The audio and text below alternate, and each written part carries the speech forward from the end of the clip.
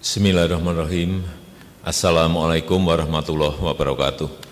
Waalaikumsalam. Selamat sore, salam sejahtera bagi kita semua. Yang saya hormati para menteri yang hadir, Kepala Staf Kepresidenan, Ketua Gugus Tugas, yang saya hormati Gubernur Kalimantan Tengah beserta Pak Wagub, jajaran Forkompinda, seluruh bupati dan wali kota yang hadir, Ketua Gugus Tugas, para dokter, perawat, dan seluruh jajaran rumah sakit, para tokoh masyarakat, seluruh jajaran TNI dan Polri, Pak Pangdam, Pak Kapolda. Pertama, saya ingin mengucapkan terima kasih yang sebesar-besarnya atas kerja keras dengan penuh dedikasi dalam mengendalikan COVID yang ada di Kalimantan Tengah. Sebaran COVID di seluruh tanah air ini sangat tergantung sekali kepada bagaimana daerah mengendalikannya. Dan juga perlu saya ingatkan, ini saya kira sudah lampu merah lagi, hari ini secara nasional kasus positif ini tinggi sekali hari ini, 2.657. Oleh sebab itu, perlu saya ingatkan kepada Kalimantan Tengah yang tadi baru saja 5 menit yang lalu saya mendapatkan laporan bahwa di sini yang positif 1093. Memang masih pada angka yang kecil. Dalam perawatan 393 dan sembuh di angka 634, meninggal 66. Tetapi kalau angka yang masih kecil ini tidak dikendalikan dengan baik, manajemen krisis tidak dilakukan dengan tegas, rakyat tidak diajak semuanya untuk bekerja bersama-sama menyelesaikan ini, hati-hati angka yang tadi saya sampaikan bisa bertambah banyak. Ini jangan dianggap enteng. Bisa menyebar kemana-mana. Oleh sebab itu, kita harus memiliki perasaan yang sama bahwa kita ini menghadapi krisis yang tidak mudah. Ada krisis kesehatan, tetapi juga berimbas kepada yang namanya krisis ekonomi. 215 negara mengalami hal yang sama dan mengalami kesulitan yang sama. Ini saya berikan contoh saja urusan ekonomi dulu. Kita di kuartal pertama, pertumbuhan kita, growth kita hanya muncul di angka 2,97. Di kuartal kedua kita perkirakan berada di minus, sudah minus growth kita di 3,8 kurang lebih, ini baru prediksi karena hitung-hitungannya belum keluar. Tetapi coba kita lihat informasi terakhir yang saya terima dari OECD, prediksi untuk pertumbuhan ekonomi global yang sebelumnya minus 2,5, kemudian dirubah lagi karena ini dinamis sekali menjadi minus 5, sekarang sudah ganti lagi minus 6 sampai minus 7,6. Hati-hati. Di Eropa misalnya, Inggris diperkirakan tahun ini akan minus 15,4%. Jerman akan berada di angka 11,2% minus. Perancis diperkirakan akan minus 17,2%. Jepang minus 8,3%. Hati-hati. Kita ini mengendalikan dua hal yang berbeda. Sisi kesehatan yang sangat penting, sisi ekonomi juga yang sangat penting. Dua-duanya tidak bisa dilepas satu dengan yang lain. Prioritas kesehatan, tetapi ekonomi juga harus jalan. Karena kalau ekonomi tidak jalan, kesejahteraan masyarakat menurun, imunitas juga akan ikut turun, penyakit gampang masuk.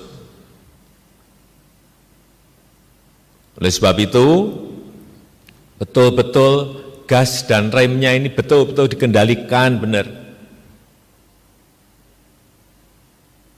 Jangan sampai yang digas hanya ekonominya saja, tetapi nanti COVID-nya meningkat. Hati-hati, dua-dua ini harus dikendalikan dengan baik.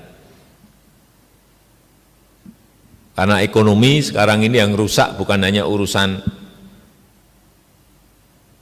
sisi keuangan saja seperti 98. Demandnya rusak terganggu, supply-nya rusak terganggu, produksinya juga rusak terganggu. Hati-hati. Ini harus semuanya mengerti dan paham mengenai ini. Oleh sebab itu, saya sampaikan di awal-awal krisis ini, bahwa pemerintah daerah, baik provinsi, kabupaten, dan kota, harus siap urusan kesehatan, harus siap kendalikan ini. Yang kedua, urusan bansos, bantuan sosial harus secepat-cepatnya tersampaikan kepada masyarakat. Jangan sampai ada yang tercecer. Ini tugasnya Bupati, Wali Kota, dan Gubernur. Semuanya ini harus dikontrol dan dicek. Yang ketiga, urusan stimulus ekonomi, terutama urusan usaha mikro, usaha kecil, usaha menengah. Cek betul, bantu mereka, baik dengan APBD kota, APBD kabupaten, APBD provinsi, dan kami di APBN juga akan membantu baik lewat sistem perbankan maupun lewat sistem di kementerian. Kalau ini ancaman COVID ini sudah menurun, hati-hati kalau mau masuk ke new normal, ke tatanan baru new normal. Harus melewati tahapan-tahapan. Semuanya, seluruh kabupaten, kota, dan provinsi. Ada prakondisi.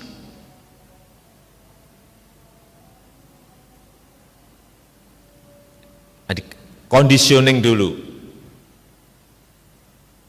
Yang kedua, timingnya, waktunya kapan mulai masuk ke new normal.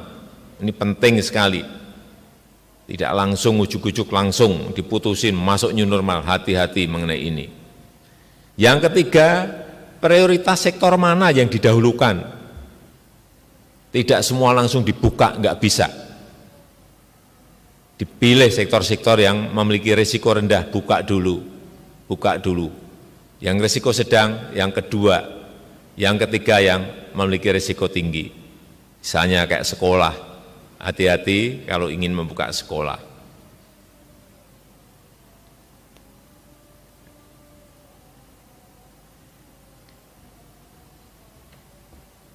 Oleh sebab itu, tadi saya sangat menghargai sekali bahwa di Kalimantan Tengah telah melakukan tes masif, tetapi tes masif saja tidak cukup.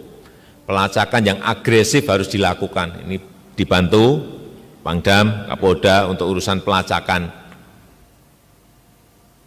baik ODP, PDP. Kalau sudah ketemu, kalau yang sakit segera bawa ke rumah sakit. Yang kira-kira sehat tapi positif, isolasi yang ketat. Kita kalau di Jakarta itu ada, kalau yang sakit berat langsung bawa ke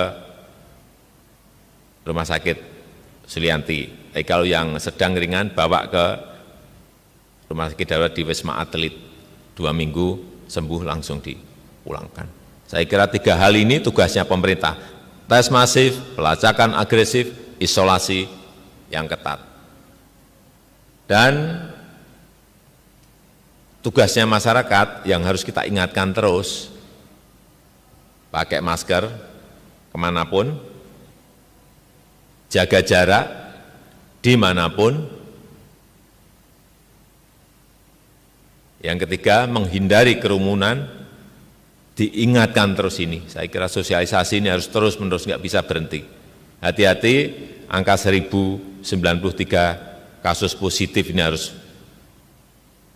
stop, jangan sampai ada tambahan lagi. Dan setiap gubernur, bupati, dan wali kota yang ingin memutuskan sesuatu kebijakan, tolong pakai betul yang namanya data science. Yang kedua, minta saran kepada pakar-pakar kesehatan, para saintis. Jangan sampai memutuskan sesuatu tanpa tanya kanan kiri, tidak memakai data sains, ini berbahaya sekali. Sekali lagi ini bukan sesuatu yang mudah. Oleh sebab itu, semuanya harus di backup oleh data sains dan saran masukan para saintis. Saya rasa itu yang bisa saya sampaikan pada kesempatan yang baik ini. Saya sangat menghargai kerja keras Kalimantan Tengah, tetapi sekali lagi angka 1093 kasus positif ini harus betul-betul dihentikan. Saya kira dengan SDM yang ada di sini, saya meyakini itu akan bisa dilakukan. Kalau gugus tugas merasa perlu bantuan dari pusat, Pak Gubernur juga memerlukan, silakan disampaikan, segera mungkin kami akan bantu. Baik misalnya Pak kurang personil, Pak saya kira kalau personil di TNI dan Polri juga masih bisa membantu. Kalau misalnya harus tenaga kesehatan misalnya, tapi kita harapkan tidak ada karena memang semuanya sudah ini kita sebar. Tapi kalau memang sangat diperlukan sekali sarana yang ada ya silakan, kami akan usahakan. Saya rasa itu yang bisa saya sampaikan pada kesempatan yang baik ini. Terima kasih. Assalamualaikum warahmatullahi wabarakatuh. Waalaikumsalam warahmatullahi wabarakatuh.